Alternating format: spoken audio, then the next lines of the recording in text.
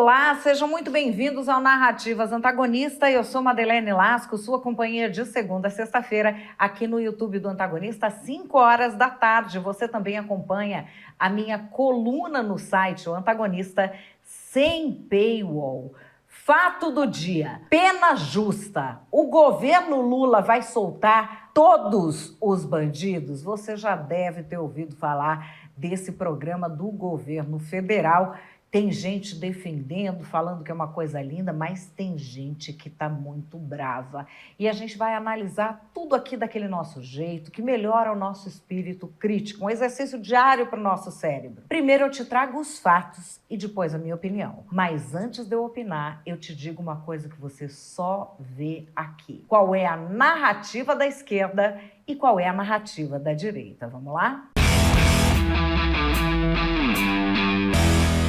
Fato do dia, pena justa. O governo vai soltar todos os bandidos? Eu vou explicar para vocês direitinho o que é esse programa Pena Justa que os políticos estão falando. É tanto escândalo nesse país, é um festival de escândalo. Festival de Janja mostrando a Águia da Portela, que o pessoal às vezes não dá atenção porque precisa dar atenção. E esse programa Pena Justa tem a ver com você, com o seu dia a dia, viu? Mexe muito. Já curta, comenta, compartilha com alguém que precisa ver, porque hoje vou trazer aqui informações preciosas para você de uma coisa que eu acho que não está ganhando devida atenção. Mas, enfim, vamos lá. Vou trazer aqui um grande estudioso do Brasil, professor Roberto Mangabeira Unger, falando da atuação do crime organizado na tela. O crime organizado é um grave problema. E o crime organizado é basicamente um fenômeno da omissão ou da fraqueza do Estado. O crime organizado prospera, ele se desenvolve assumindo e desenvolvendo funções do Estado. É um Estado paralelo. E ele cresce porque ele oferece à população benefícios que o Estado daria. Mas o crime organizado, contrariamente ao que parece, não é o fenômeno predominante. Em nenhum país do mundo, o fenômeno predominante é o crime episódico, corriqueiro, do dia a dia, porém frequentemente violento. Quem também fala da atuação do crime organizado há muito tempo e falou também para esse canal Brasil é o governador de Goiás, Ronaldo Caiado. Os crimes federais é que estão destruindo o Brasil. Não existe na nossa Constituição dois estados, o estado do crime e o estado constitucionalmente definido, tá certo?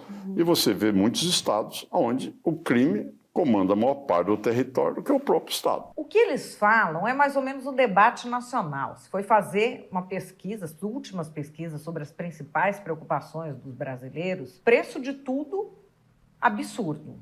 Né? Corrupção, vamos nem falar quem é que foi descondenado. E essas nem são as principais preocupações. A principal preocupação é segurança pública. Mas enquanto isso, a gente tem o lançamento deste programa, Pena Justa. Recordar é viver agora, comecinho do mês, 12 de fevereiro, lá no Supremo Tribunal Federal.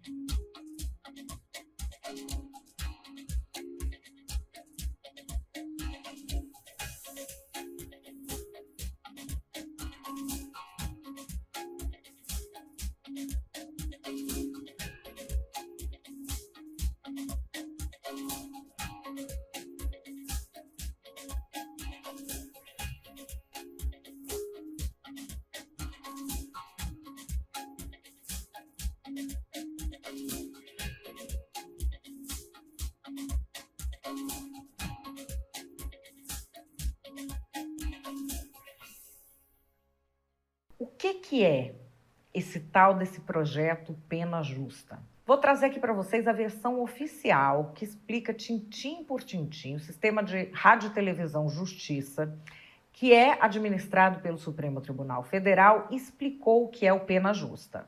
O plano Pena Justa com ressalvas foi homologado pelo Supremo. O projeto da União e do Conselho Nacional de Justiça cria medidas contra a violação de direitos humanos no sistema penitenciário brasileiro. Acompanhe na reportagem de Carolina Chaves. Em outubro de 2023, o Supremo Tribunal Federal reconheceu o estado de coisas inconstitucional no sistema penitenciário em razão dos abusos ocorridos nas prisões pela inércia do Estado e deu início ao Plano Pena Justa com a finalidade de criar mecanismos para enfrentar as violações de direitos humanos contra os detentos. O plano foi homologado esta semana com ressalvas e medidas devem ser discutidas pelos 3 poderes para torná-lo justo e efetivo. Entre elas, a necessidade de uma definição mais clara sobre o financiamento para o Fundo Penitenciário Nacional, o FUNAPEN, que vai custear a execução do plano. Além disso, o documento deve apresentar como será a compensação pelos danos a presos submetidos a condições degradantes. Também tiveram ressalvas quanto à proibição do ingresso de pessoas com transtornos mentais em hospitais de custódia, tema que já é alvo de ação na Corte, e a remissão de pena nos casos que houver omissão do Estado na oferta de trabalho ou estudo para os detentos. O plano que vinha sendo discutido entre Judiciário e União visa garantir melhorias sobre a infraestrutura, alimentação, higiene, saúde e medidas de combate à superlotação dos presídios. Ele está dividido em 4 eixos e cada um é composto com medidas, metas e indicadores de monitoramentos e avaliação dos principais problemas do sistema penal. O presidente do STF e do CNJ, Luiz Roberto Barroso, considera que esse programa é, assim, fundamental para o Brasil. Vamos dar uma olhada.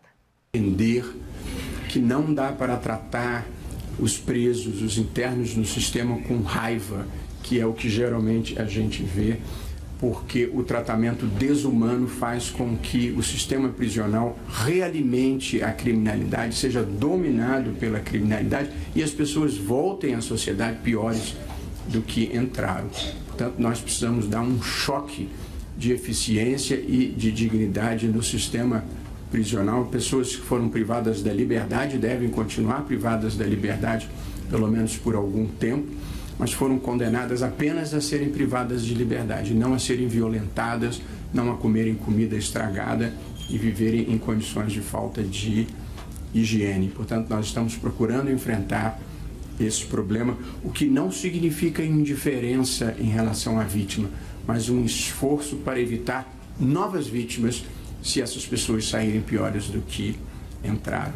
E aí, olha, vamos dar uma esmiuçada no que é ali, ó, na realidade, a proposta. O que propõe? Porque o nome é lindo, né? Pena justa.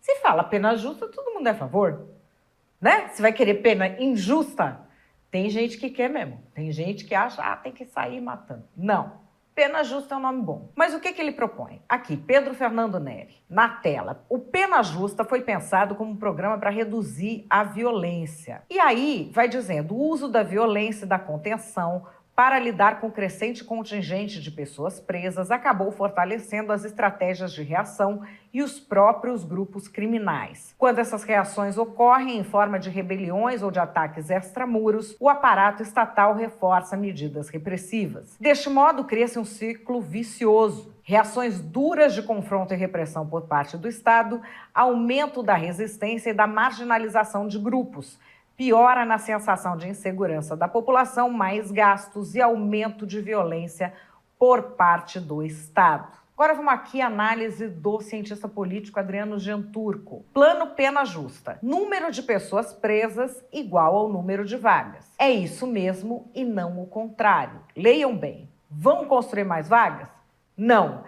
Então vão soltar ainda mais. Tudo normal, gente. Normalíssimo no mundo todo. E aqui a gente pode ver na tela que o indicador é a taxa de ocupação dos estabelecimentos prisionais. Mais um tweet do Adriano Genturco na tela. Plano Pena Justa. Uso excessivo da privação de liberdade. Não existe isso no Brasil. Pelo contrário, 61% dos homicídios não são resolvidos. Está cheio de assassinos e criminosos vários soltos. Só se estão falando de Cuba e de Venezuela. A superlotação se resolve aumentando as vagas. Na tela, mais um comentário do cientista político Adriano Gianturco. Plano pena justa. Mutirões para soltar presos? Temos. Mutirões para prender. Quem não conseguimos prender e deveria ser preso, 61% dos homicídios, não temos. E é por aí a linha das críticas. Tem um policial que ele é muito famoso nos podcasts por aí, comenta muito sobre a polícia do Rio de Janeiro, que é o Rodrigo Pimentel. Se liga nessa história aqui que ele vai contar. Eu estava na praia e fui reconhecido por um bandido. Ele estava com a esposa, ele estava com filhos, e ele veio falar comigo.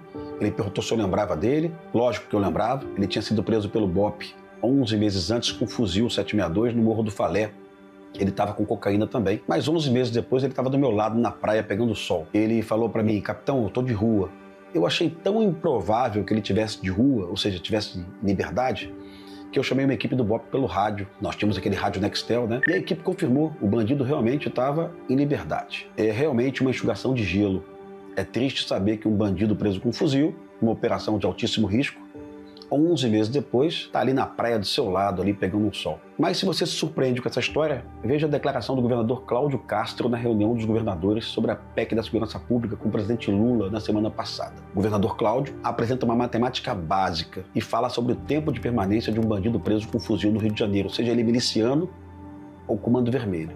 Se esse bandido não reagir à ação policial, se ele colocar o fuzil no chão, em 8 meses ele vai estar em liberdade. Ou seja, não existe polícia no mundo que consiga resolver esse problema. Se o bandido for preso em janeiro, ele volta para as ruas em setembro ou agosto. Não tem jeito. Se um traficante for preso no Rio de Janeiro portando um fuzil, a pena inicial dele começa com 5 anos e 3 meses, por ali. Só que ele vai ter a progressão com 1/6 da pena. Isso quer dizer que em 8 meses esse criminoso está na rua. Então, uma PEC de segurança pública que não se aprofunde no tema leis penais, uma total perda de tempo. Quem conhece a segurança pública são governadores estaduais. Eles sabem, por exemplo, que 90% das armas apreendidas nos seus estados têm uma origem clara, Paraguai, e passam por rodovias federais. Repito, não são armas de CAC. Isso está tudo tabulado. 90% são armas que passam por rodovias federais, algumas de origem fabricada nos Estados Unidos, outras do leste europeu, mas elas chegam no Rio de Janeiro, ou na Bahia, ou em São Paulo, pelas rodovias. Não tem PEC da segurança pública sem ouvir os 27 governadores, tá? Eles podem apresentar soluções, eles conhecem melhor a problemática da segurança pública do Brasil. E eu digo, pelas circunstâncias, tá? Eles estão na linha de frente, eles são cobrados pelos eleitores, eles são cobrados pela imprensa local. Pense nisso.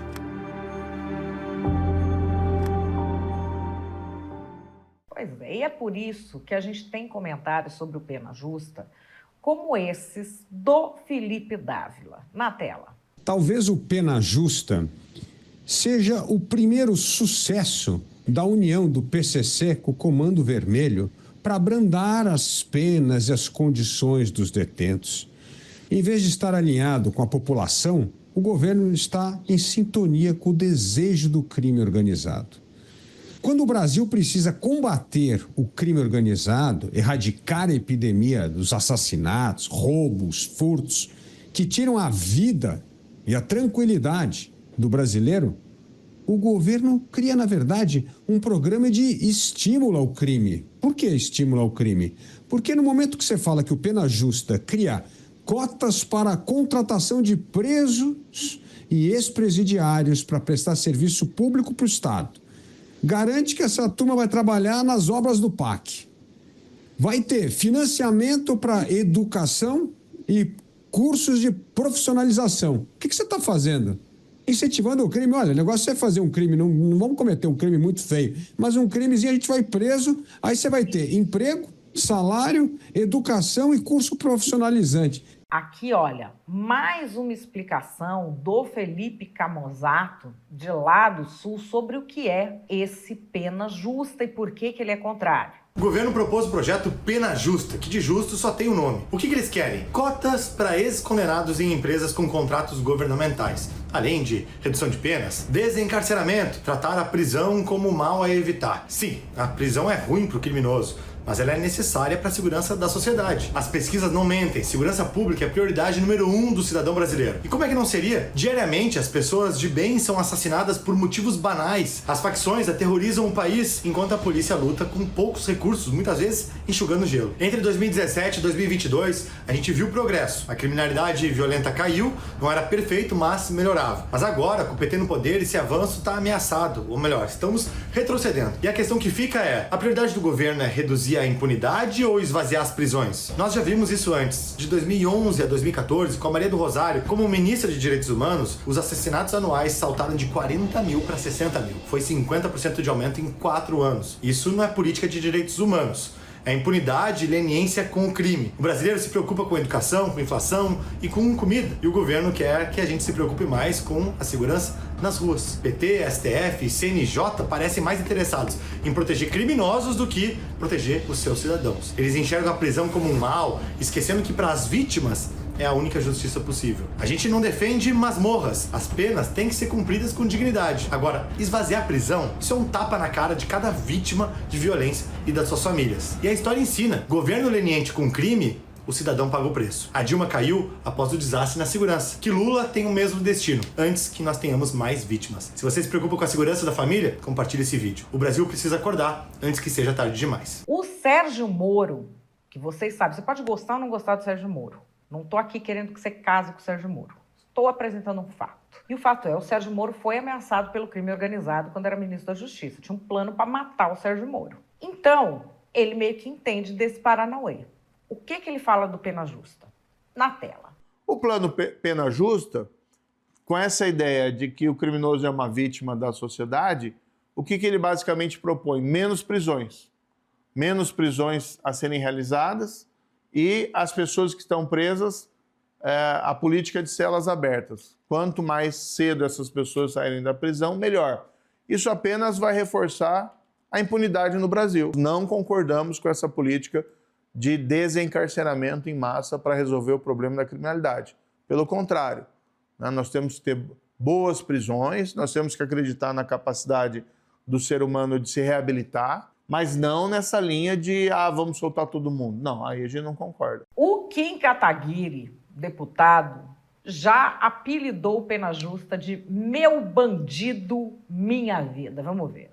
Cuidado ao sair de casa. Milhares de criminosos vão ser soltos nos próximos meses. Isso porque o governo Lula e a STF lançaram o programa Meu Bandido, Minha Vida. Logo após o Ministério da Justiça e o CNJ realizarem uma série de reuniões com ONGs do PCC e do Comando Vermelho. É óbvio que esse não é o nome oficial do programa, mas assiste até o final que você vai ficar assustado com aquilo que eu vou mostrar. Coincidentemente, esse plano foi lançado logo após uma trégua entre o PCC e o Comando Vermelho para melhorar a situação carcerária. Ou seja, eles param com as rebeliões, os criminosos são soltos e depois o crime organizado volta a tocar o terror na rua.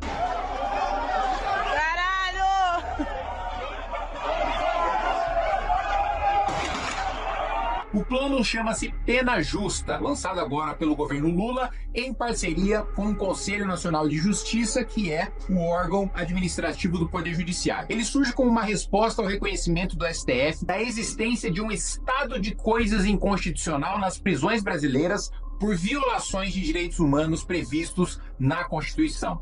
Agora, eu pergunto para vocês, cadê a declaração do estado de coisas inconstitucional da educação brasileira, que faz com que 92% da população não saiba interpretar um texto? Ou ainda, do SUS, com as filas intermináveis nos hospitais e os diversos escândalos de corrupção, ou o número recorde de mortes por dengue, ou do meio ambiente, com um aumento de 100% no número de incêndios, ou ainda o estado inconstitucional de coisas do judiciário brasileiro, que além de receber super salários de até R$500 mil, ainda atropela o executivo e o legislativo.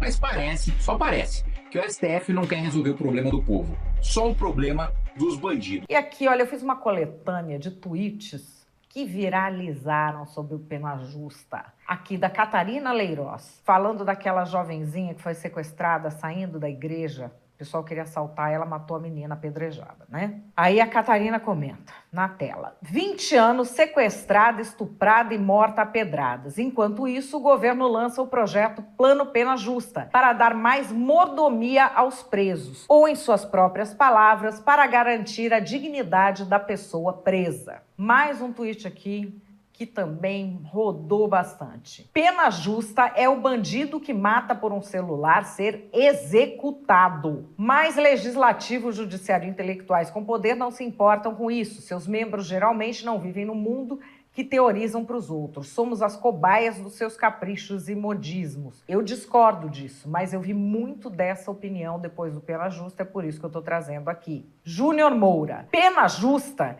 Enquanto o governo federal cria um programa para beneficiar a quem escolheu cometer crimes, eu que estudei, me esforcei e passei em 2 concursos para bancos federais, BNB e Caixa, não posso assumir porque fui demitido por justa causa no passado.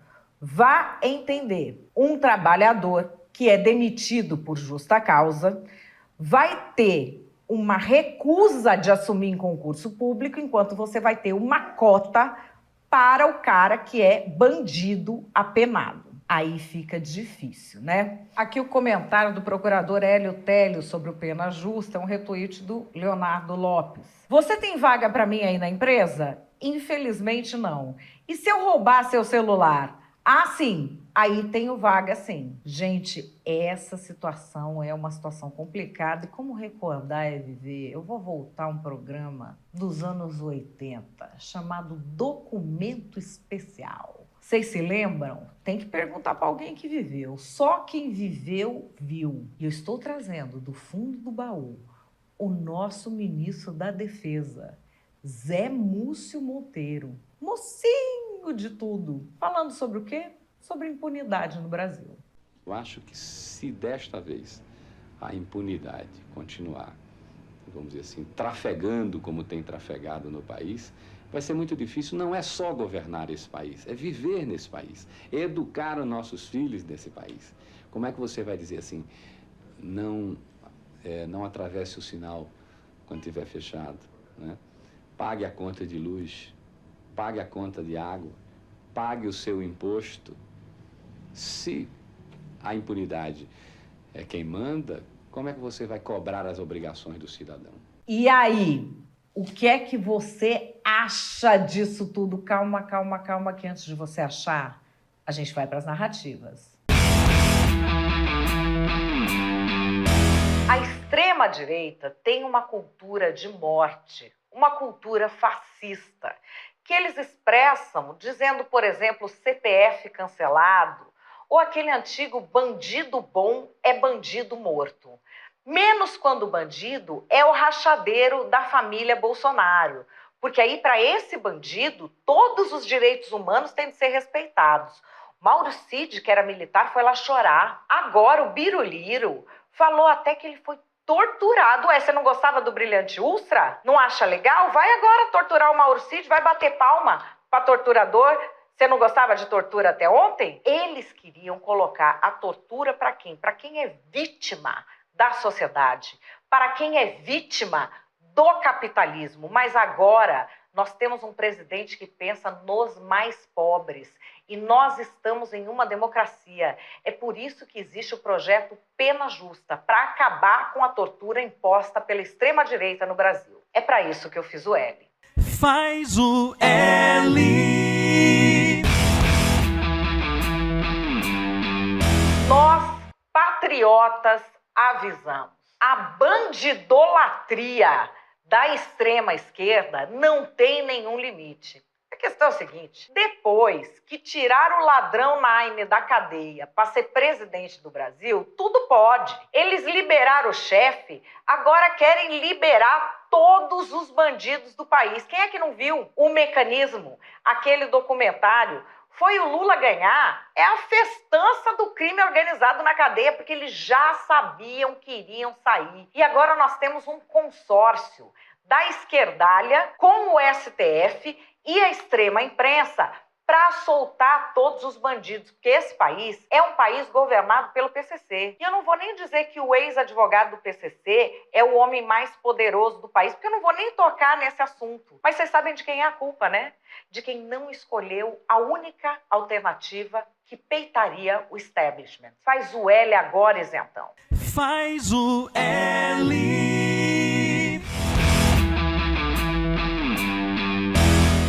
E qual é a minha opinião? A minha opinião é que de boa intenção o inferno tá cheio. Esse projeto Pena Justa recebeu do MBL merecidamente o apelido Meu Bandido, Minha Vida. Quando a gente vai ler as coisas que estão escritas ali, elas são tão desconectadas da realidade, tão delirantes, que custa crer que isso tenha sido levado a sério. Eu tive o cuidado de ler. O apontamento dos problemas é muito acertado. Os problemas do sistema carcerário estão muito acertadamente apontados. A questão é a solução proposta. Uma solução de Poliana. Uma solução que nem em livro de criminologia se usa mais como teoria. É uma solução de celas abertas, a cultura da responsabilização do bandido, num país tomado pelo crime organizado em que a vida não vale nada. A gente teve aqui em São Paulo uma cena, essa cena do ciclista todo mundo viu, no Parque do Povo, região nobre da cidade, região nobre. As pessoas trabalham a vida toda para ir morar na região nobre, achando que ali não estão correndo risco. O cara tá lá, chega alguém, primeiro atira e depois leva um celular. A gente teve o caso dessa moça que foi apedrejada, estuprada, sequestrada, saindo de uma igreja. E a gente tem casos nos interiores do Brasil em que a população está chegando num nível de revolta que invade a delegacia para linchar suspeito, sem nem saber se a pessoa é realmente culpada ou não, dado o nível de revolta. Quando a gente tem uma população vivenciando crimes bárbaros, vivenciando as taxas de homicídio que nós temos no Brasil a vida não vale nada, gente. Nós temos mais homicídio por ano do que país em guerra. E o povo não está na rua exigindo uma mudança urgente disso. Nós fomos anestesiados pela desvalorização da vida ao longo do tempo. A gente convive já com um nível inaceitável de violência dos criminosos. Os problemas do sistema carcerário não podem persistir, por quê? Porque o Estado, pago por nós, ele não é pago para ser criminoso. Ele é pago para fazer valer a lei. Agora, você dizer, tem de ter o mesmo número de vagas que tem o de bandido condenado. Então você vai fazer o quê? Você vai fazer mais vaga? Não, vou soltar os que foram condenados, vou mandar para a rua. É um tapa na cara da sociedade brasileira, que já vive com essa sensação de impunidade, que já às vezes desiste de prestar queixa, porque o bandido vai sair rindo da cara da gente pela porta da frente. As penas do Código Penal, elas já são baixas. A forma de calcular pena é algo que indigna as pessoas, porque a gente ouve, fulano foi condenado a 30 anos. Dá 5 anos, o cara tá na rua. Era melhor falar 5 e a gente saber do que estava se tratando. Existe uma revolta do cidadão de bem contra a impunidade dos bandidos. E os bandidos ganhando muito poder na periferia. Porque quem é que manda? Quem é que faz valer? Tá sendo bandido há quanto tempo? Quem é o poderosão? Quem é o que sai rindo na cara de todo mundo porque ele usa a força, ele faz, ele acontece? É o bandido. Trouxe aqui para vocês Rodrigo Pimentel, que é um policial de elite, contando. Aprendi um cara perigosíssimo, deu 40 dias, encontro o cara na praia, o cara vem me cumprimentar, e aí, como é que tá? Tudo bem? A população não tem mais paciência com esse estado de coisas e nós já estamos tendo linchamentos. Isso é grave, é gravíssimo. Quando você tem uma situação dessa, as pesquisas mostram que a principal preocupação do brasileiro é com o crime. Você não dá nenhuma solução para isso e traz um abrandamento de pena sem ter a mínima noção de consequência disso na vida real, é uma grande irresponsabilidade. Estão jogando gasolina nessa fogueira chamada Brasil.